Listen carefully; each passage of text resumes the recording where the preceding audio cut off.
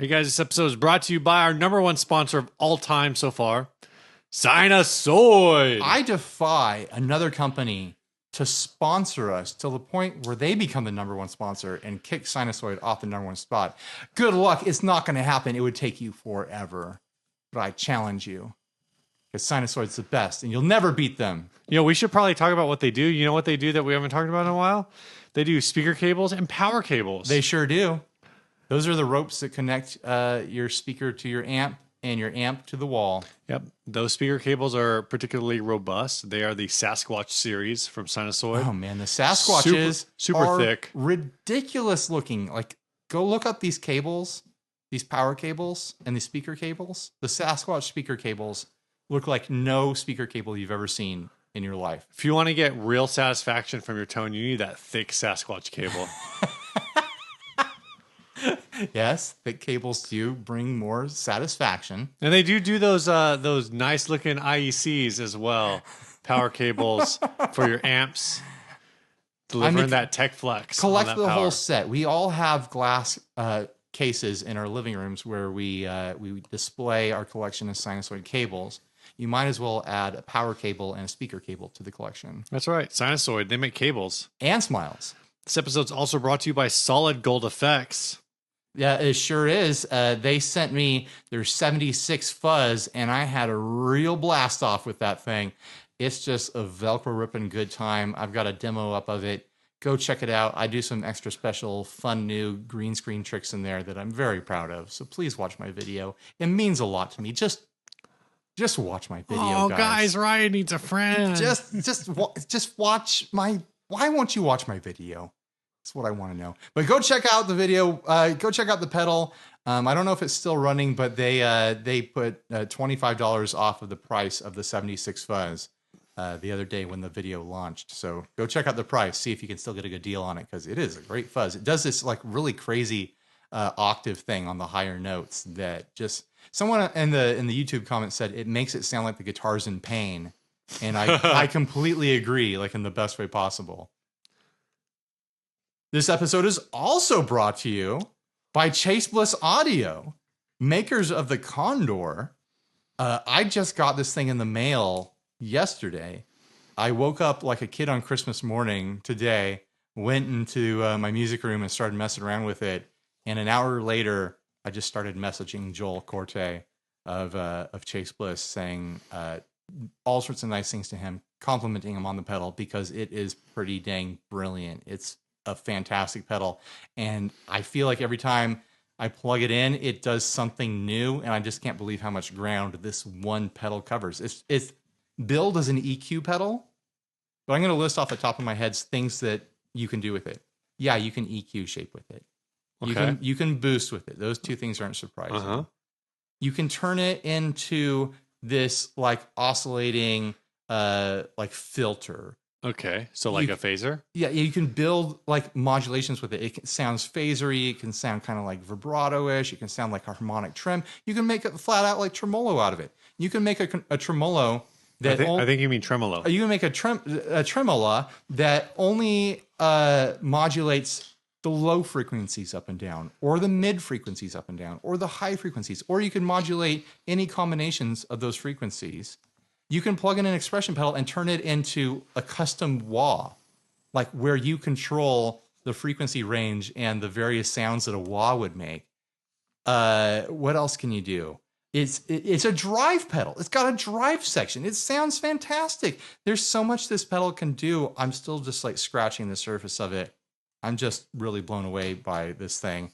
And Joel was telling me that of all their pedals, this one's got the highest customer satisfaction. He didn't use he didn't use those boring like marketing words, but he said like, yeah, like the least amount of people write into us confused or complaining about this pedal. Like everyone just falls in love with it when they get it. And I see why. It's just really incredible. So go check out the Condor. I'm going to have a demo of it up very soon this week. Not today on Monday, but likely Tuesday or Wednesday is my hope.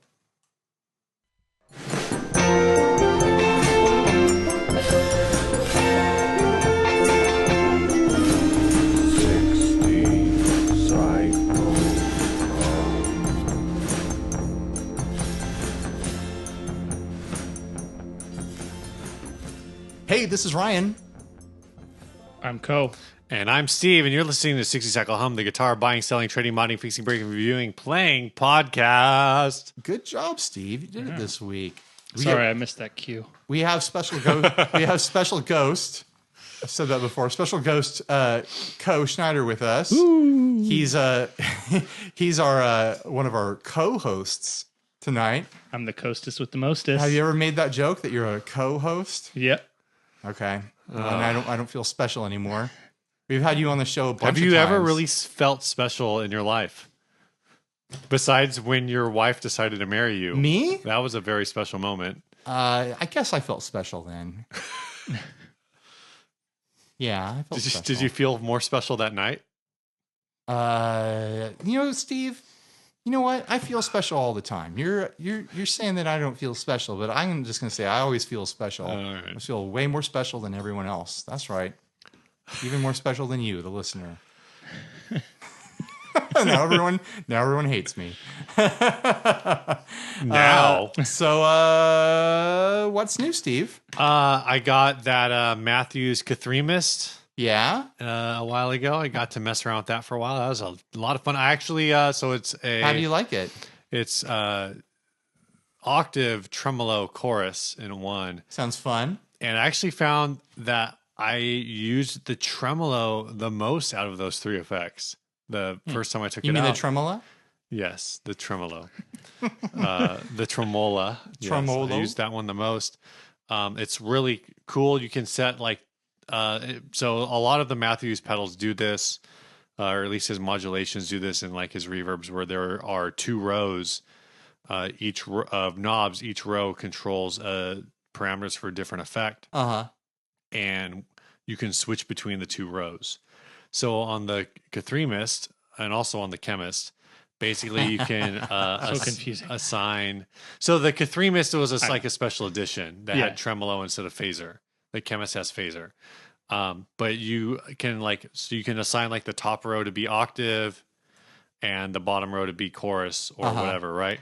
Or you can have just two different octaves. Like two different octaves, one that's like right, it's two different settings. Whatever. It's like two different settings, and you can toggle between them. So that was a lot of fun to mess around with. But I actually, like I said, I found that I used the tremolo the most, which was surprising because tremolo has always been an effect that like I've struggled to figure out how to use. But I was using it a lot to just give added depth to like pad sounds. Now, do you think you're gonna put the Ch3mist up on Reverb for like $500-$600 and sell it to someone who's outside of the Matthews Effects Innovators group? All things considered, the real trick is to put it up for $500 and sell it to somody inside. Yeah, so that they keep it in the family. Yeah, I don't know. I really have enjoyed it so far. It's got its quirks, but $600. But overall, like it's a lot of fun. If I do decide to sell it, it will be listed for at least $500. Nice. Aim high. And that's what I do every time I go to the bathroom. with the plan to sell for no less than that's a bad joke because it makes it sound like I pee all over the bathroom. Yeah, that's what makes you special. Better than aiming low and just missing completely. Maybe. Hey, you know me, Steve. I'm pretty tall. If I aim low, it's probably getting in the bowl. That's true. If I aim high, who knows what's happening? I'm getting the back of this toilet seat. What about you, Coe? What's new? I joined a podcast. Yeah, you did, and not this one. You've become a regular podcaster, not just a special ghost. Part of the rank and file of the industry professionals. You're a real industry professional. You already were an industry professional with the One Day Roadshow. Yeah, but now you're a media professional. Now you can get that sweet NAM media badge. Yeah, sweet. Yeah, because I think as a dealer, you have to pay to get into NAM, but now as a media personality, for me. You can get in for free. Yep. So I joined up with Paul Pennington, friend of your show, of course. I mean, if you joined a guitar podcast, there's a good chance that they're already friends of our show. It's part of the family. Yeah, the 60 Cycle Hum family of podcasts. I was actually telling one of my coworkers this today, and I don't know if this happens to you guys, but I will get comments or just like questions like, oh, did you listen to this episode or whatever? Like I saw a comment you made to some guys where you're like, oh, hey, I saw your guys, I listened to your episode today, shout outs. So I don't listen to a lot of the podcasts I used to listen to that are more just like general interest or like politics or science or whatever, because I feel like I got to keep up with all of like my friends' podcasts to see what they're talking about. Oh, I can't keep up on them all.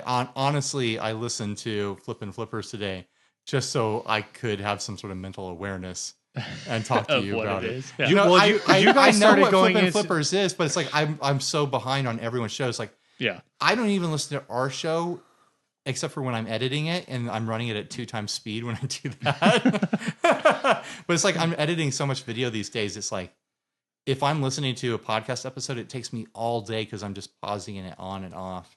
It takes me all day to listen to one podcast episode. You guys just started the what's the name of your pedal thing? I forget. Nailed it. That pedal thing. That pedal thing. That's what it is. And that's one. I think it's a really cool idea. 2, it's destroying my podcast app.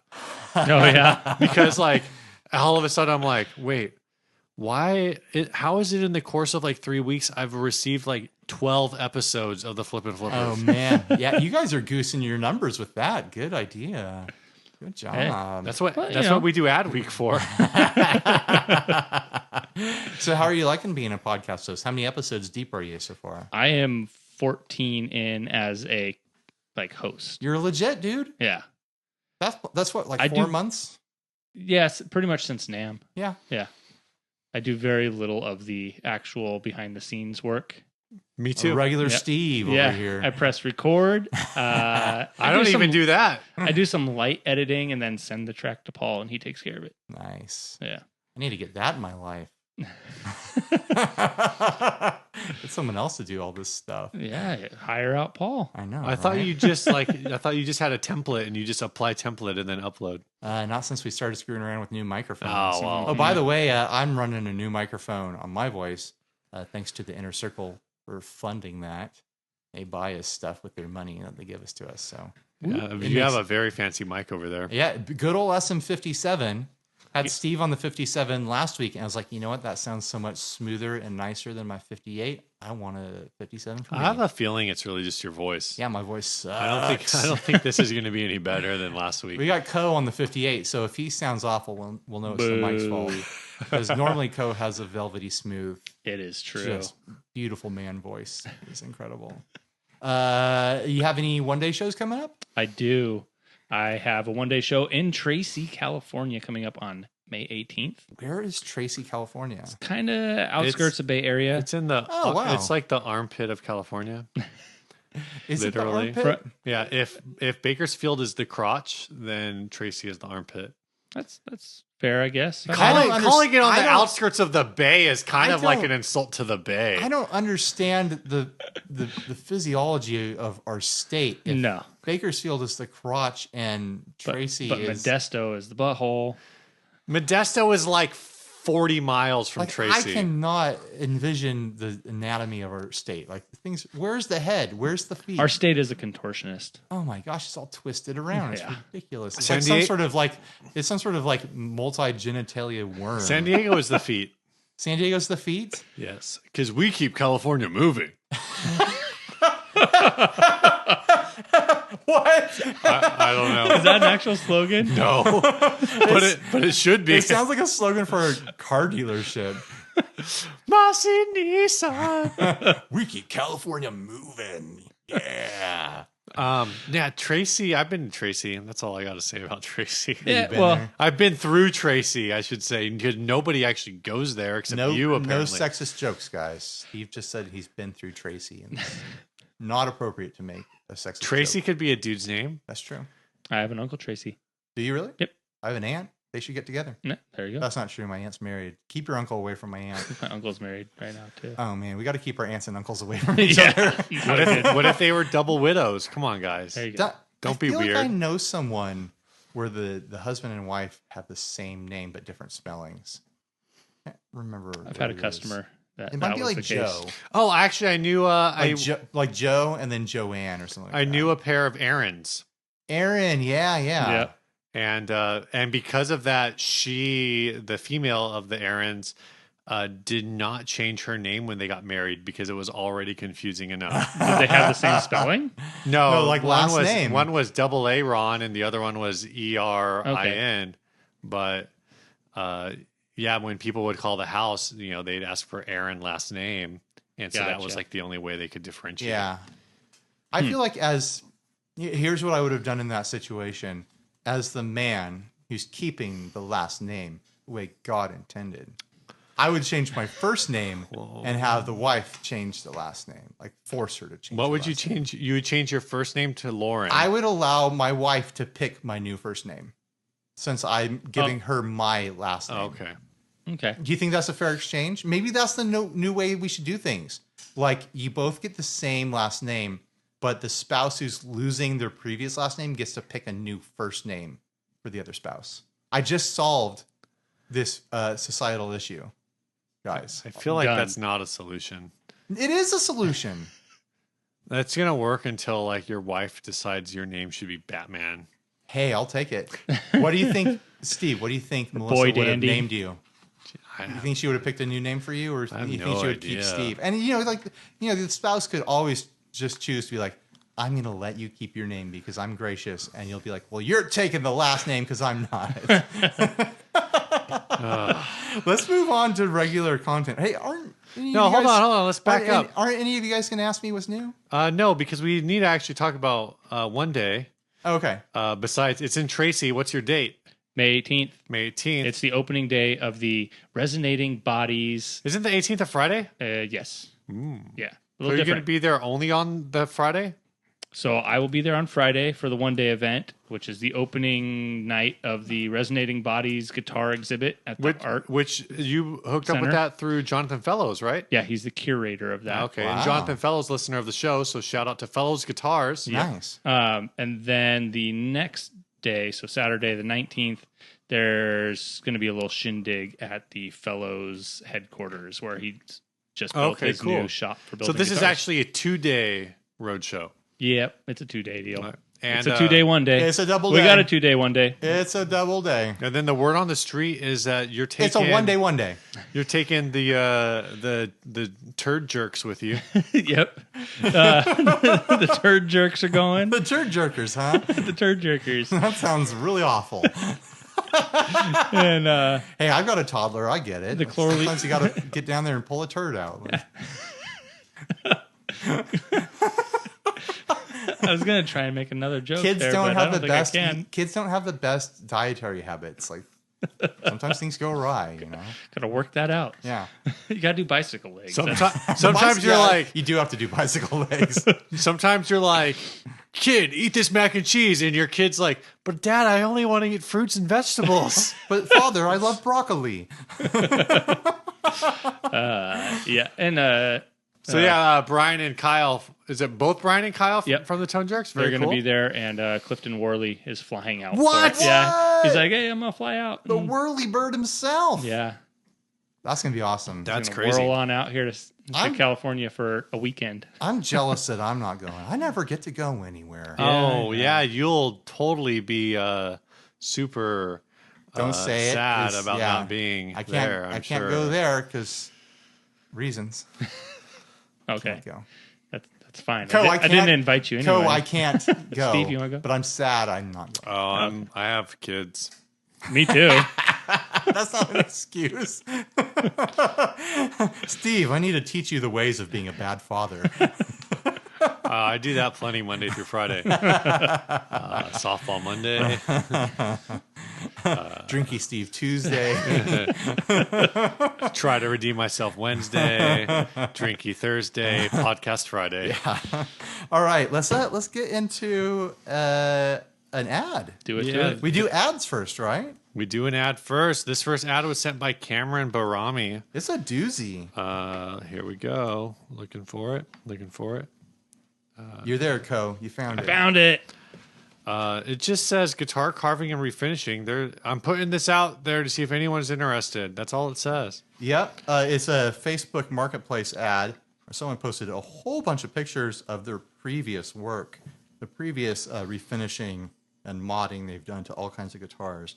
All those Moon ones are his too? Yeah, Oh. yeah. Well, that's one guitar there. That's a progression. Okay. So this guy basically he takes guitars and then he does things to them that generally get the disapproval of the It's only general $1 guitar or community. Well, the dollar is like, let me do this to your guitar. Let's figure out a price. Like, that's what he's saying with the $1. So mark. the one in Okay. the first picture is a Kramer Strat thing. He's actually off to a semi-acceptable start with this one compared to all the others. Still, when I saw this, I was like, oh no, poor baby.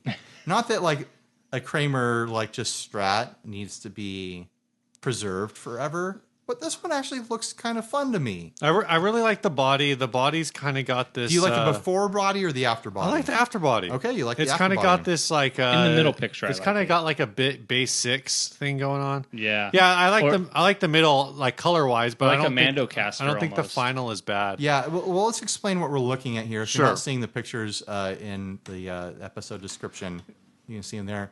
He's taken what's a normal Strat body, and he's cut the lower horn to be a little stub, and then he sanded the whole thing down and gave it a pretty, I'll say, sloppy stain and clear coat to it. And he gave it a perloid pickguard. Oh, and he also completely reshaped the headstock because it had like your standard pointy Kramer headstock on it, and he did this weird like Strat meets Reverend sort of. I thing. think that's where it Yeah. goes wrong. He added wood to that headstock Yeah. to make it do that. He took the point off and then added wood underneath it. It's really funky and really weird. The body concept isn't that weird, but I think the execution just is not as good as the original guitar. Like, with every guitar, he ruins it, in my opinion. Like, he makes it less good. All right. Well, I mean, so you got that one. The next one is a Les Paul. Looks like Do you an- guys agree or disagree on that Kramer Strat? Is it less good than it was before in conventional standards? I think if it was just the body, I would be okay with it. If it had like a regular like Fender style headstock, even if it had the Yes. original headstock on it, I think it would be okay. think it Well, was- in the one in the middle position, which I don't think is the same one, is it? It No, it is. is. How though? It's a progression. But so he cut that bottom horn, Yeah. and then repainted the burst, Yeah. and then No, did it's this not. later. I don't think that's a repaint. I think No, it's that's- just a strip. And He sanded. and- That's like him mid sanding it. yeah. So he stripped the body. I thought that was a glare. No. Nah, Gotcha. it's just a Anyway, a I like strip and that whatever. headstock version better there. Yeah, The middle headstock. Yeah, the middle. it's You kind like of the weird. transitional period. Yep. It's kind I of do. weird because it's soft, and normally like a soft headstock, like usually you either want like a traditional Fender or a full-on pointy. Yeah. I feel like the soft headstock is okay here. Kind of like hockey stick This ish. all the pictures in this ad deserve the Silence of the Lamb treatment. I forget the actual movie. It was one of the sequels where there's the serial killer who's like, "Here's a guitar. Do you see? Now it's changing. Do you see? Have you guys seen this movie? No, I have no idea. What you're Now it's talking about. new. Do you see?" And he's like showing pictures of like his victims, like in different stages of being mangled, basically. That's Okay. what I feel about this guitar. I watch who have- comedies. People who've watched this movie are like, "Yeah, Ryan's explaining this really well right now," but you guys look at me like I'm a psychopath. I'm on like my 4th trip through The Office, my 2nd trip through Parks and Rec, and like my 4th or 5th trip through Arrested I Development. can't right now. hang with Parks and Rec. What? We'll get into that later. All right, so the next guitar in this sequence of tragedy here. So it's an Epiphone Les Paul. What's this model? It's not this Junior. It's the kind with 2 humbuckers, 2 knobs, and a regular Les Paul bridge. It's like and the sawtail. LP one. Is that the LP 100? Something like that. I'm not LP going to get into 2. specifics. It's like the Les Paul 2. I think. Yeah. Anyway, apparently this guy really likes the moon. Yeah, he carved, and it's a deep carve. It looks like it's That like is. half an inch deep into the body. He did like this moon face. It has a goatee or a beard, A chin beard? a bearded moon. Yeah. That's going to be the episode title right there, Bearded Moon. I'm writing It's that a pretty down. good beard for that moon. It's a pretty good But moon then beard. you go to the last one, and like there's Hold Well, like before he even like carved this moon thing into it, he completely reshaped the body too. Yeah. He completely stripped it. He cut the top horn off. He made it double cut. The waist is narrower. He made the waist super narrow, and he mangled the bottom horn as well. Mm-hmm. He made it symmetrical. But I'll say like Almost. the finished shape, the finished outline is a concept I wouldn't be surprised to see on a production guitar.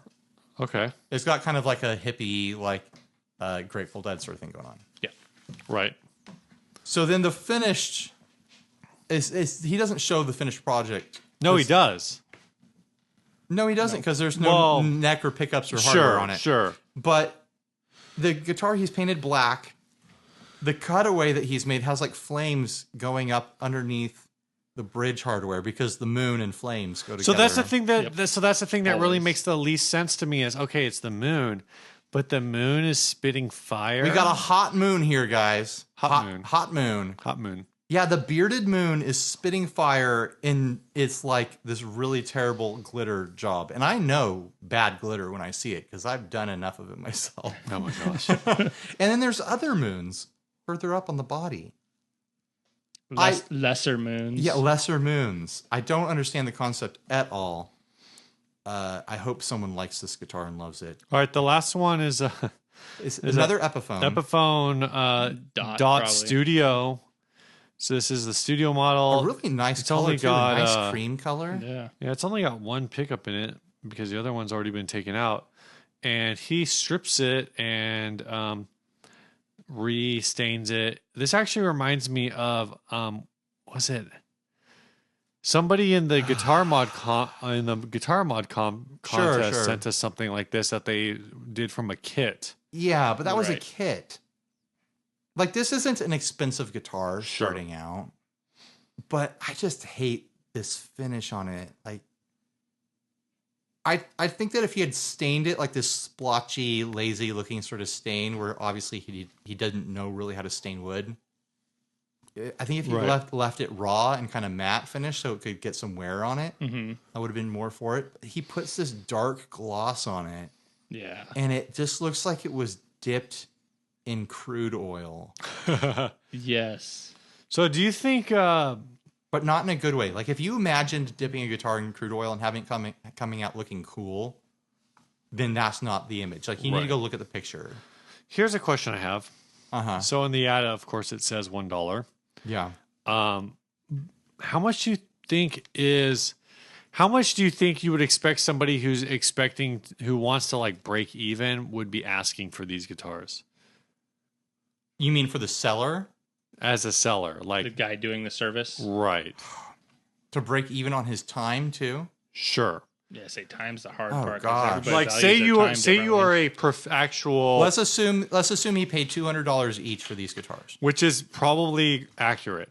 Actually, that Epiphone's like $100. Sure, but yeah. let's just assume this is a thought experiment here. So he paid $200 for that Dot.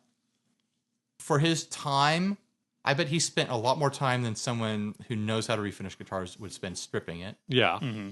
And then he spent more time staining it and finishing it, even though it didn't turn out like a good job. I bet he's got at least 10 hours, 15 hours into each guitar, somewhere like that. Wow. That looks like 15 hours of work to you. As someone who has done these things before Mm-hmm. without knowing what he was doing to achieve the kinds of results that this guy's getting, especially with like that carved one, Yeah. that's 10 to 15 hours. That one I can see. The It's dot, totally like- the dot. It's totally like hobby level trial and error through each like stage of it, trying to figure out what you're doing. And like if we value his time at minimum wage in California, which is what, like $11.50. I have no idea. It's Well, something like that. So what? Then he's adding $150 to each guitar. So $350 for that Epiphone. How cheap would these have to be for you to be like, maybe?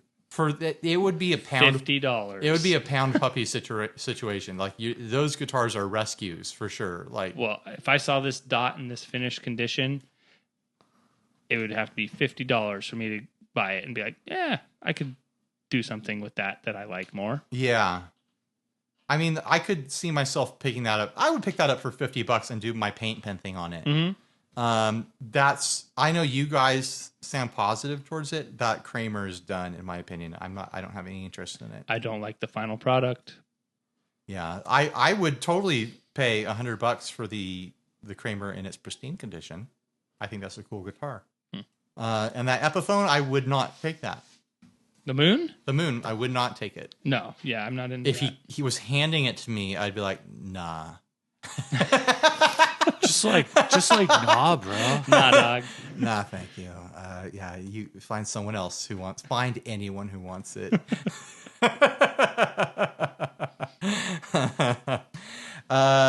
Yeah, I don't have anything else to say about it. What do you guys have to say? I don't know. I think if this guy's asking any more than the value of the guitars by themselves, it's kind of a... I think that the ad is for his service, right? Not for these guitars in particular. So he wants you to hand over a guitar of yours to do his thing to, and then you pay him money to do that. Like, yeah, that's ludicrous. I appreciate that this guy has aspirations and wants to, do fun things with guitars, but I don't think he has enough distance from his own work to realize how bad it is. Yeah, the quality of his own work. I think it's a lot worse than he thinks it is, because it is not great, in my opinion. And maybe he's a listener. This hasn't happened yet where we really dog on someone and it turns out they're a listener. If you are a listener, I'm sorry. I'm sorry to be the person to break it to you, but keep trying, keep working on it. Yeah. Well, like I said, come to market with something that photographs really well. Like I said, I think the Kramer, like the concept there is okay-ish until you get to that headstock. I think the Dot Studio, that's just a basic strip and refin.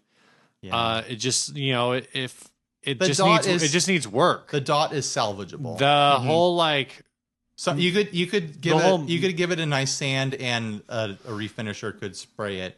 But by the time you do that, you could just buy a new Dot. Right. Yeah. All right, do we want to get into our first topic? Yeah, how are we going to do this? Well, hand me that guitar. We have some pedals here. So far away. Coe, I'll get it. Coe's going to get it. You're the one responsible for that guitar anyways. You brought a guitar from your Roadshow. Yeah, here. this is from, what's the company is Whale Hazard? Whale Hazard. One word. Whale Hazard. Whale Hazard. Whale Hazard. It's a beaut. Whale Hazard. I was playing it earlier too. It feels this really is nice. A offsetish looking burst. It's called the Andromeda. Says Coe, who's off mic, so you probably can't hear him. Is the amp off? I don't know. Oh, there it is. So we got right now we're running through the Ch3mist Condor, the solid gold 76, and the Korg Tone King machine.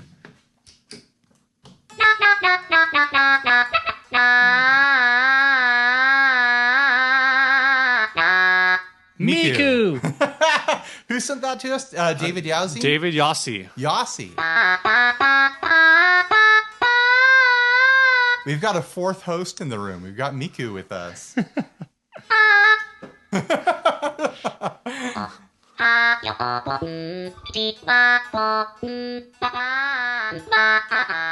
We don't usually play on this show, but every now and then it's fun to do. Maybe we need to make this part of our normal thing. I was telling someone what they should do with the Miku, or maybe it feels like there's an alien in the room. I think I was telling you we should have run like an aux send off of the Zoom through the Miku and then back into the Zoom just to record everything we say running through the Miku.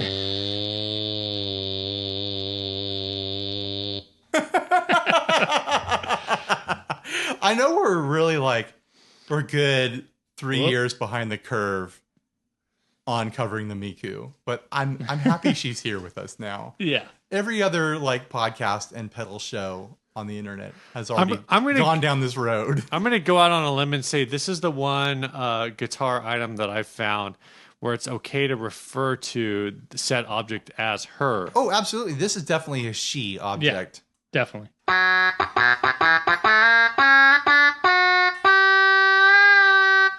This is This is my favorite setting. Is this the yum yum setting? This is the neon setting. Ah. This is neon is Japanese for cat. It's really like touchy, like it doesn't want to go. I don't know what settings you put the condor on, so I don't know what it's about to sound like. Let's goose the volume a little bit on it.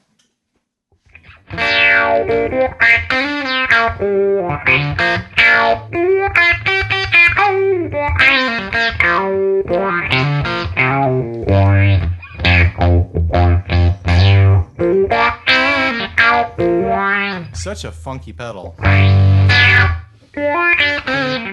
Go ahead and flick some switches. Get weird with it.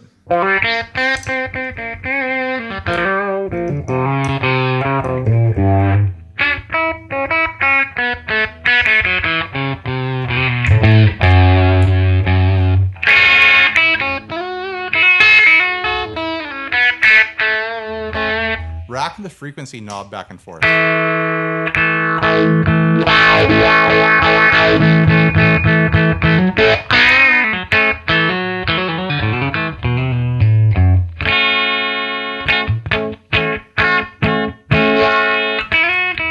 It probably doesn't make a lot of sense in podcast form because you can't see it, but Steve is just furiously twisting knobs and flicking switches. It's such a cool pedal. Maybe after we run through this fuzz real quick too, maybe Coe, you want to grab some of your stuff off the floor here and we'll mess around with that too. Here's the 76 fuzz.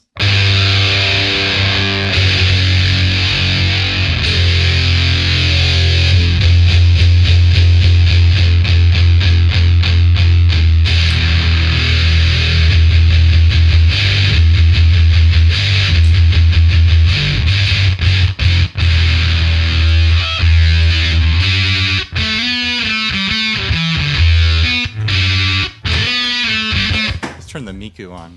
There you go.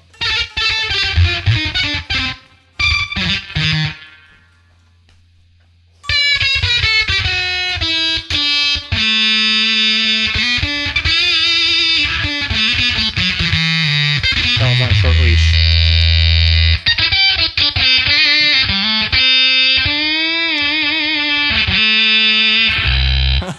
So stupid.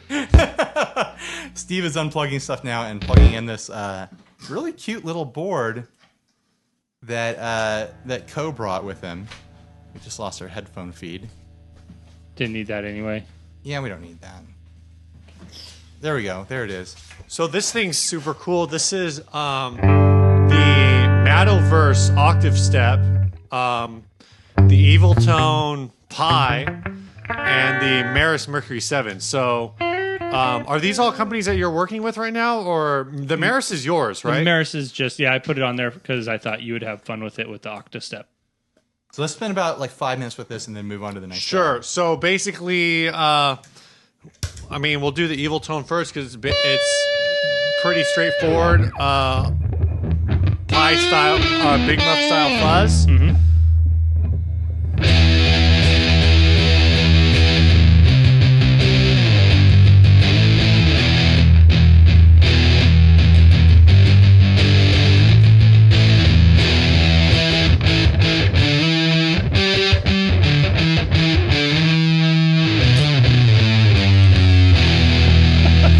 Tried to karate chop the pedal into the off position and failed. That's why Coe's laughing at him. The Mercury 7 is it's a pretty versatile reverby thing.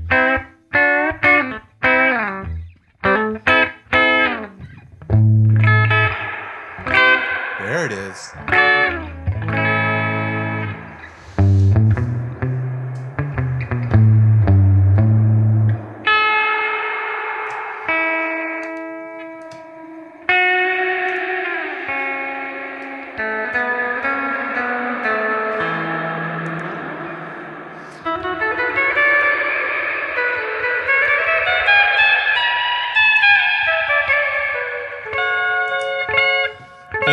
Then I suppose the Mattoverse Octostep isn't like a guitar effect per se. Yeah, it's more like a random synth generator.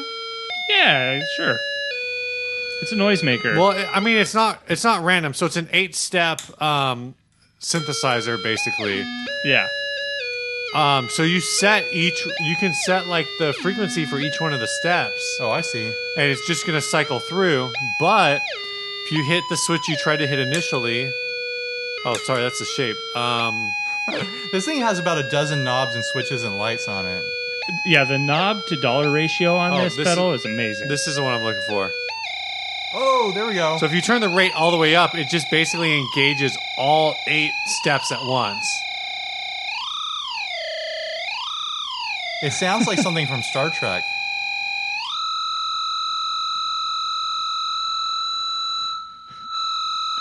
I've never had so much fun watching other people play with pedals.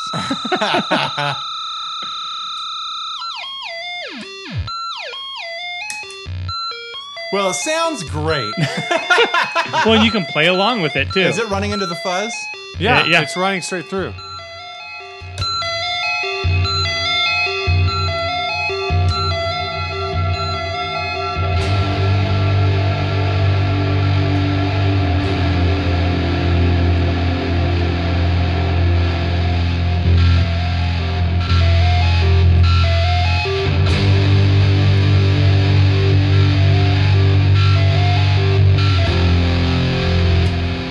I just wrote a Doom song, guys. That sounded like ambient doom. I think you created a genre.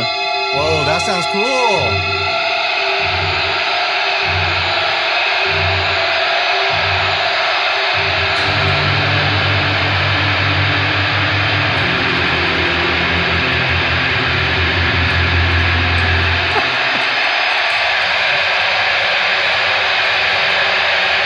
What is going on?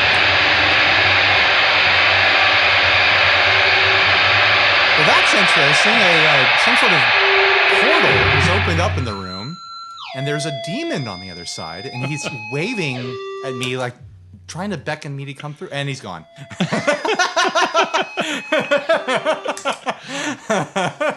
So you guys were, any listeners were curious what they'll accept as songs for the end of the episodes. That qualifies. That qualifies. We will play that at the end. All right, I think we've done it. We've done our little pedal experiment here. Put this guitar back, Coe, before I damage this beautiful thing. This is the kind of stuff that like I want to do at home, but I live in a condo complex, and also I have 2 kids. You just can't open up portals to hell at home, like not in a condo. Like It's not fair. you're gonna lose your security deposit. So next ad is this ukulele that I spotted. People. Oh no, actually, we are not doing an ad right now, Ryan. You jumping the gun. Are we doing housekeeping? Do a little housekeeping. All right, you do that. I'm gonna go get some water. Yeah, Can you get get me a water too. Okay, I'll get you guys all waters. All right, Thank cool. you. I want to make a big shout out to Jamie Davis, who's back supporting us at the Inner Circle level.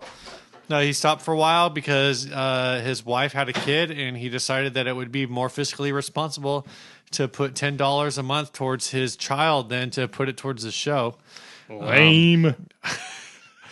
And then He also, supports the Flippin' Flippers as well, so. and also, it's funny. Like I've noticed that like a lot of the people who support our show like support all the shows. Yeah. So I'll hear their names dropped on Gear Slum. I'll hear their names dropped on I think Tone Jerks are doing Patreon now. I've heard some of our guys, like guys who support my show on there, Flippin' Flippers, Guitar Nerds. Sometimes every once in a while, there's been like a couple guys who are like, I know are super active in the 60 Cycle Hum group, but I keep hearing like their name on the support drop for Guitar Nerds. I'm like, what the hell, guys? What the hell? But no, I mean, support who you support. It's cool. I'm just glad actually when the Facebook group is active, like that's exciting for me. Because it's it feeds into the show, and I think there very much is a symbiotic relationship between the Facebook group and the 60 Cycle Hum podcast. Totally. And then Ian Ferguson also started supporting the show at not quite the Inner Circle level, just slightly below. So very cool. Jamie, I'm pretty sure I already sent you a shirt, so I'm not going to send you another shirt. But Ian, I will get something out to you sooner-ish Eventually. than later. I hope. I've got a backlog of shirts that I owe people right now, and March, April were kind of just a wash for me as far as shipping was concerned. But May could be promising. Maybe we'll see. It's definitely at least on my radar to get some shipping done. Water. Hey, what are you guys talking about? Oh, just money. You.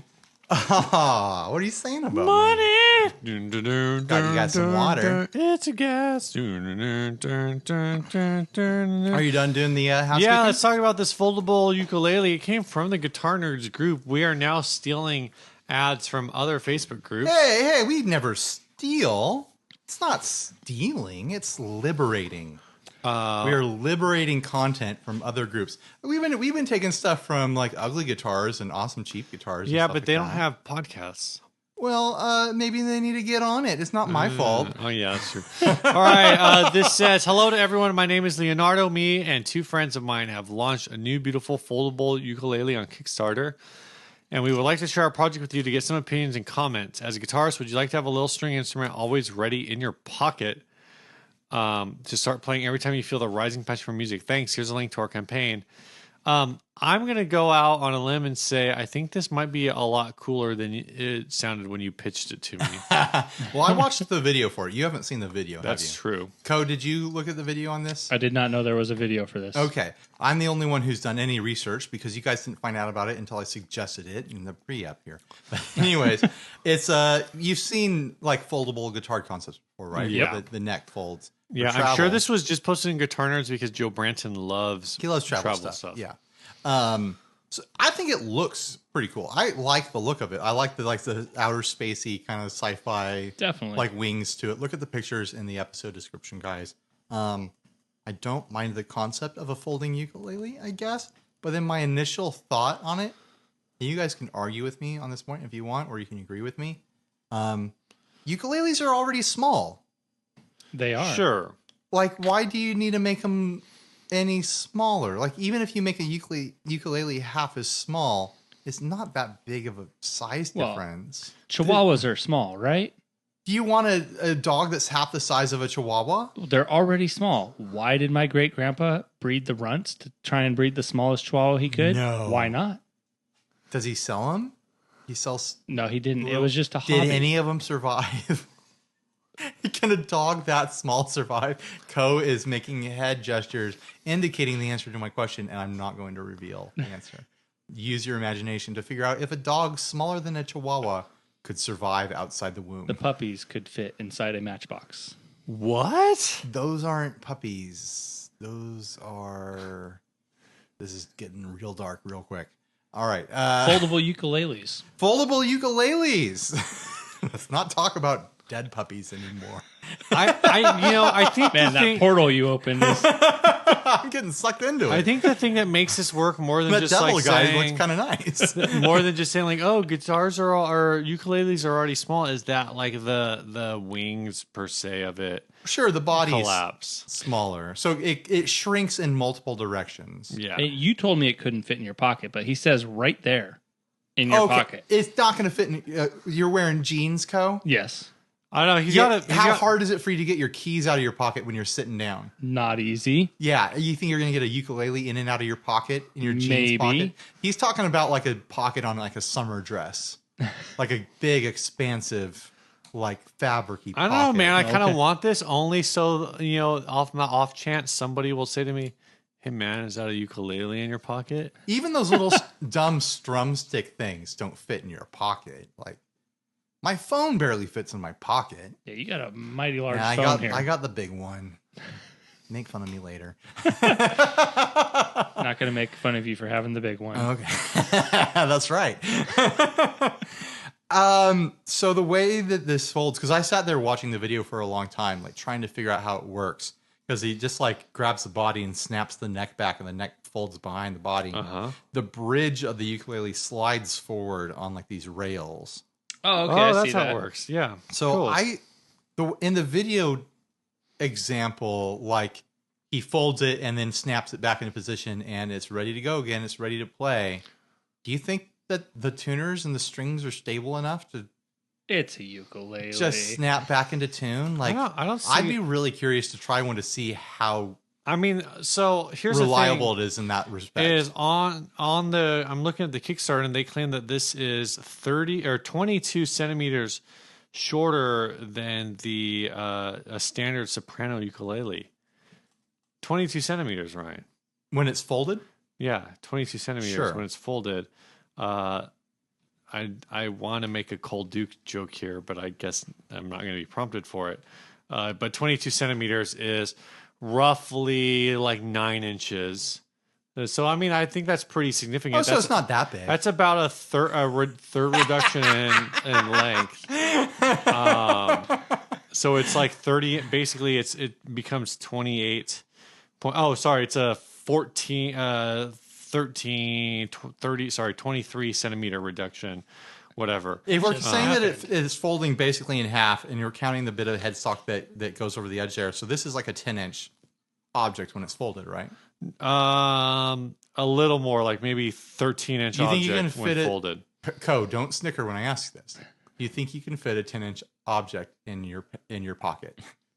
No. We have it there, folks. Coe can't fit a 10-inch object in his pocket. Sure can't. But that means it's not pocket sized in a conventional sense. Like in the video, they don't show people putting it in their pocket. They show them putting it in their backpack or like in their computer bag. So I think back pocket. I think I just found where this breaks. I don't for think me. it's going to fit in a back pocket. I think I just found where this breaks for me is that There's too much girth. The Kickstarter price on this is €250, which is ballpark. I want to say like $300. Yeah. That's what I'm saying, though. It's electric, though, right? That's for the electric A version. ukulele's already small. But even for like the acoustic only version of it, it's like you're looking at like $250. I watched the video. They did not provide an adequate example of it sounding good acoustic. The example they showed of it being played acoustically sounded like it was very thin and very quiet. It sounded good when they had it plugged in because it's got pickups on it. Right. But I don't think it's going to sound good acoustically. There's just not enough body there. There's not enough soundboard there. And like I said, ukuleles are already small. How much is that F-Zone ukulele that we got a while back, Steve? I think new, it's like $55. Like $50. This thing wants to be $230, $250, something like that Yeah. for the acoustic version. Almost feel like it would be a better product just as the ukulele without the folding thing. Like, because it's a cool look. It's a cool look. Like I would buy if I was looking for an electric ukulele. I would rock that as an electric ukulele. If you were on for that look, like a space surf rock band. yeah, an outer space ukulele band, absolutely. So here's a sidebar. These guys talk about passion a lot. They talk about different things. Their Kickstarter is actually like really nice. I'm not really looking at any of the videos. I'm assuming it's them in the videos, maybe. But the thing that I've noticed a very much extreme lack of in the videos is any discussion of like where they came up with this idea. Does that matter? It matters. I mean, because there's already foldable guitars out there. It's not a new concept. Well, so here's what I mean is like I'm going through and I'm kind of skimming things. I'm looking for keywords. And then I get down to the team. And the first person who's a team, we got a one-person team here. It's actually a 4-person team. I guess the first person says that they feel like this project reflects their passion for ukulele and the world of music. But they're a project manager with a degree in economics. And this is also like their skill set, I guess. One person says that they're a production manager with experience in high precision production. Not really much discussion about ukulele.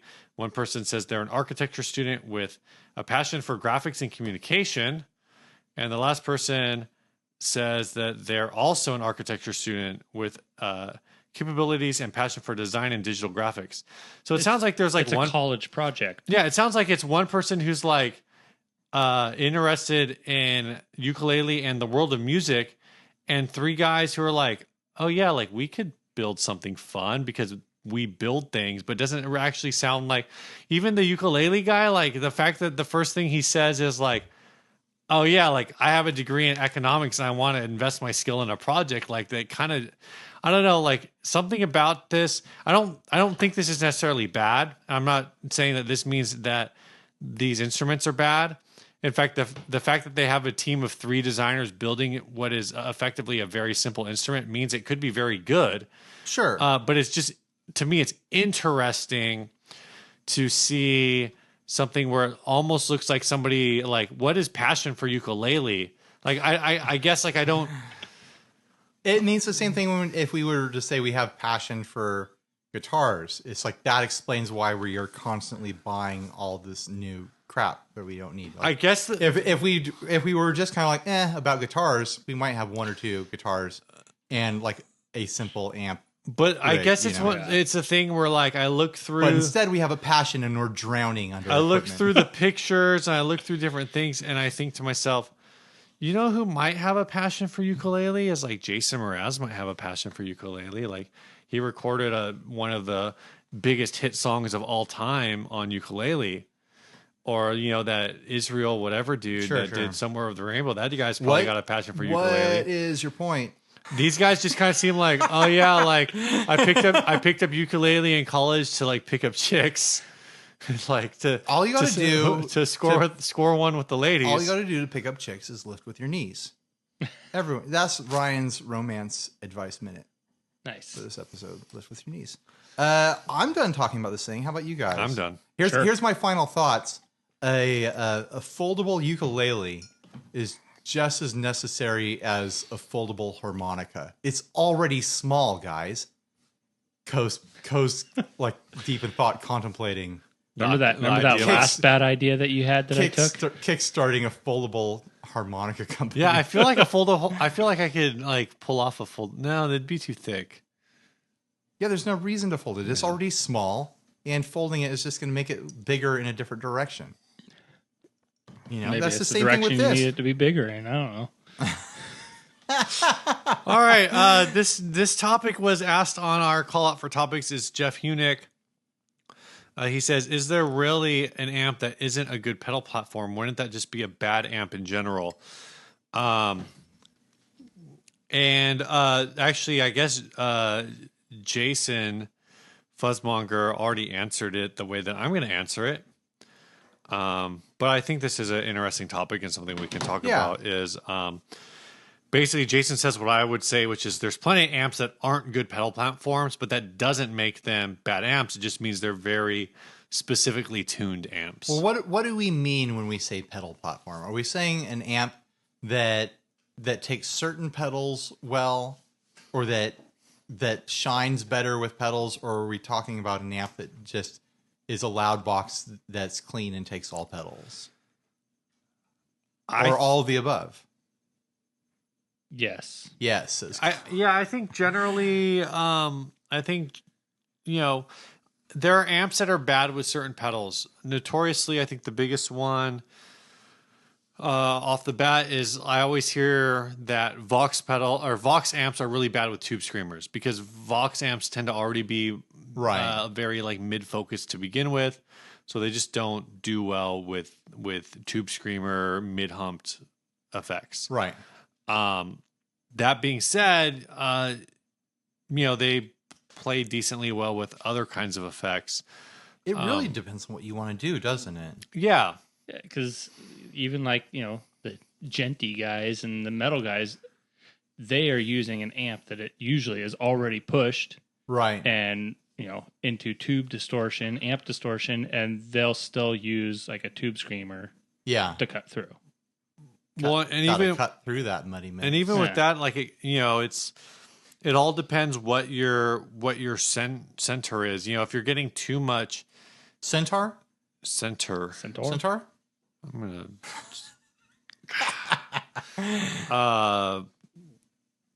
you think they use a Centaur? Well, you think about I mean, some of those guys probably do if they got the money. An Alpha Centauri. You think about a guy like or a Beta when Centauri, Zach Wilde did his he had his custom speaker that was like a 200 watt EV12, I think. Right, 200, right. 250, 300 watt EV12 speaker, right? And the whole idea there was like when you think about like your classic like 3 or 4, 4x12, that's a quad of vintage 30s, is a very like classic Marshall speaker configuration, or like greenbacks. So you have, what's a greenback? What did you call me? What? No, that would be pinkback. And front. So the greenback, I want to say, is like a 30 or 40 watt speaker. So you have 4 of them. You're at 100, 120 watts of handling on your cabinet. But the Zach Wild cabinets were designed to handle like 300 or 400 watts. And the whole thing with that was like he wanted a speaker that wasn't going to distort ever. Like no matter like how high he turned up like his Marshall, just all headroom, like 100 watt or 200 watt or whatever Marshall he was using. Yeah, he wasn't going to fart out the speakers. The speaker was never going to fart out. Yeah. So I guess like those speakers could be like the perfect speakers for your pedal platform. I don't know. For sure. But it's all conceptual, and it's all really what you need. In some amps, I can't think of a single amp that you could not use any pedals with. Like there's amps where it's like even like you think about like a Marshall Plexi that, is famous for just like turning it up, getting real high gain with it, and it's just a big, loud, nasty amp. Like you still can push it with a tube screamer to get more compression, more like singing tone. You can still like Eddie Van Halen it and put a phaser before it and things like that. Like you're not going to run, like stacked, praise and worship style delays before it. Nah. But you can still use some pedals with it. Well, I think that's the difference between I think that would be an example of an amp that's not a good pedal platform, but is still a good amp. Right. My aunt has a Harmony, I think it's a Harmony H440, which is like a little like 1x8 4-watt tube amp. That's 1,000 JWUs. But I forget the range of that scale. But it's arbitrary. Thank you. But like, if you ever wanted to use that outside of your bedroom, like it's a terrible pedal platform. Sure. My AC4, if you're not careful, just sounds terrible with pedals. Yeah. So, I mentioned this when we were talking about this a little bit before the show. Is I have that like the Wong's Mini 5, and I use that thing at church, and it's perfect. I turn it up, maybe like the volume. Actually, I keep the volume super low, but it still works. I've been running the volume like below 9 o'clock the last couple times I used it. That's early in the morning. I know. And so it works, and at that level it stays clean. But if I ever wanted to use that like for an actual gig, like, I'd have to recognize, and it'd probably be fine for the sound that I'm going for, that everything is going to be a little dirty. Yeah. That like, if I want a clean sound, like I have to play very controlled. Sure. If I'm going to use if I want that like a humbucker tone, then I have to play controlled, because if I dig in at all, like my amp's going to distort. Right. Which is fine. Like that's that classic like edge of breakup sound. But in the case of that amp, most of the range of that amp is edge of breakup sound. Sure. And that makes for a classically bad pedal platform. Yeah. You've probably already done it. Getting late in the night, not paying attention here. But I'd say that a pedal platform amp, like the definition of it is an amp that can just, like, it's just a big, clean, loud box, and it can take whatever you throw it at it, and you're using it to just amplify the signal processing you're doing on your pedal board, whether that be drive or distortion or delays or whatever. Where I guess what you would call an amp that's not a good pedal platform, yeah, you could use pedals with it, but you can't use all pedals with it and have a desirable outcome, I guess. Like, certain drives won't work with it very well because you're running the amp Or who's to decide what is very well? Or Oh, not? sure. I mean, it's all subjective. Like you could just love just blasting, some big Ampeg with so much fuzz and boost that it just sounds like a sustained like whale fart. Yeah. You might love that, and that's fantastic, but it's not like a conventional use. And so I think most people would be like, oh, that's not great sound right now. I don't know. It's also the problem with it is it's also subjective, guys. Yeah. We all got our own ears. Yeah, I've been trying to sell my AC-15 because I just don't enjoy playing it, and it sounds fine. You haven't been able to sell that? I get why people like it, but I don't like the way it sounds with my guitar. I don't like the way it sounds with pedals. I just don't enjoy it. I don't even think I realized that you still had that. Yeah, I've been trying to sell it. I'm not getting any takers. I wish I didn't pay so much for it. I wish I'd haggled more, I guess. Did you pay like top dollar? No. I did like a package deal, and it came with a speaker, which also won't sell. A blue. A Celestian blue, and it won't sell. Yeah, that's actually pretty surprising. I need to put it on Reverb. It won't. Neither of them will sell locally. Apparently, the local market is lame. Yeah, it's lame right now. But I bet I could sell that speaker on Reverb pretty dang quick. So I have a box for it. I just need to do it. Is your box like a speaker shipping box? Yeah. So it's got all the bouncies. No, but it's the right size. Oh, okay. I have plenty of packing material around to make it work. Gotcha. Yeah. Do we want to tackle the last ad and get the heck out of here? No, I want to make some money. All right, mention our sponsors. Let's give a quick shout out to our sponsors, Solid Gold Effects. Yeah, boy. You got that 76 fuzz up, but I heard a rumor that we might be putting out some more Solid Gold Effects demos soon. All right. We also got Chase Bliss. We like got the them Condor, which is crazy, but also like straightforward EQ / filter / it's got a little drive setting. It's got a little bit of / wah / boost / it does so much stuff. It's ridiculous. Yep. I can't wait to demo this thing. And of course, last but not least, we got Sinusoid with the Sasquatch series Sinusoid! speaker and power cables. If you're looking for a speaker cable or a power cable, those are your guys. If Hit you're up looking, those Soid boys. If you're looking to support a cable company for life that's going to support you for life, Sinusoid's your guys. Go check them out. All right, this last ad was sent by Cody Hanlon. It's a 36-foot guitar with a 9-foot amp. It's got a Hard Rock Hotel logo on it. It's a Les Paul with 3 knobs and a wraparound tailpiece. That's weird. I don't think it looks like this thing will intonate at all. That bridge is got a pretty hot angle on it.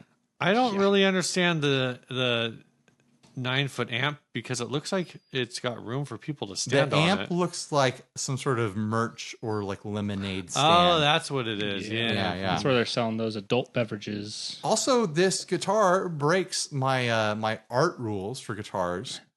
If you wore this guitar, not only that would that art not be right side up for the audience to view it, it would be completely upside down. Well, you would be able to read it as the player. Oh, it's for the player. So you know where you are. How tall would I need to be to play a 36 Oh, there's some fun math for you, Steve. Let's assume a guitar 36 feet long. Let's assume a guitar is 2/3 my body length. So you would need to be 48 feet tall. That's pretty tall. I think. No, 2/3. 18. No, because if you 50, went, you need to be 54 feet tall. You went and stood next to that guitar right there. It's approximately about what 30. It's probably about half. 36 inches long it's probably total. about half of your tallness. You think so? I guess it does look about so leg you length. would need to be about 72 feet tall. We did math at the same speed, Steve. Wow. That means I'm just as smart as you. No, I mean, and you're just as I mean you're just as smart as me. Yeah, there we go. Let's go with that.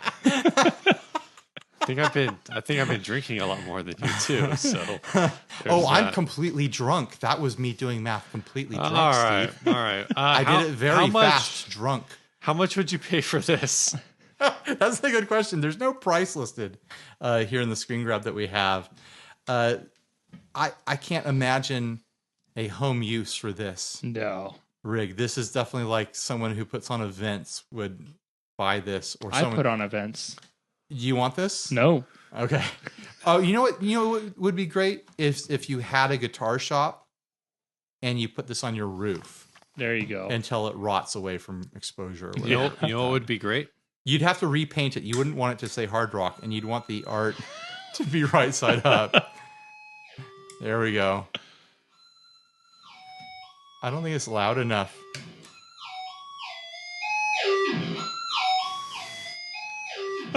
DEVO. All right, guys, we're going to wrap it up here. Thanks to Coe for hanging out with us. You're welcome. This week's song is sent by Kate Jacobs. She says, I'm sending this in for you guys to hopefully play. I hope it's on 30 the minutes of podcast at some static. point. It's the product of me writing / playing / recording in my basement, so the quality is incredible, but it's not too bad. If you want to hear more from Kate Jacobs, it's cake@jobs.bandcamp.com. There, of course, will be a link in the show description. So thank you, Kate, for sending in a song. Again, thank you, Coe. Thank you to our sponsors. Thank you, Ryan, for doing the editing work that I don't really want to do. Hope you guys all have a good week, and we'll see you next Hey, week. go check out the One Day Guitar Show if you're inside of Tracy. Yep. Or our Instagram account. Later, guys.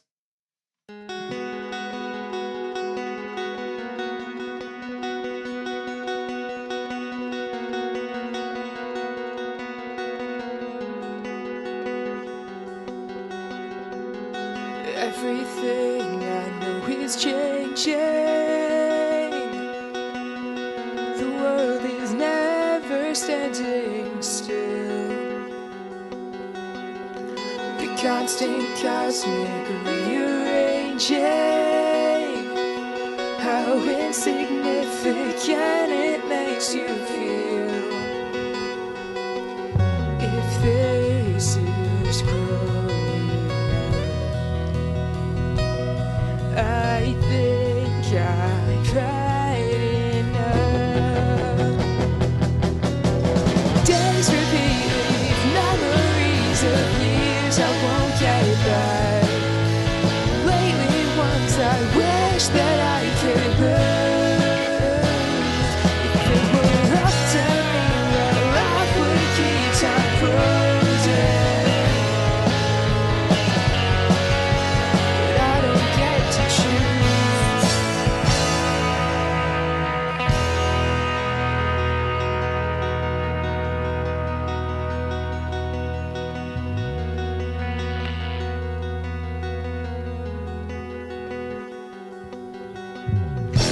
Wake up, back, it's over.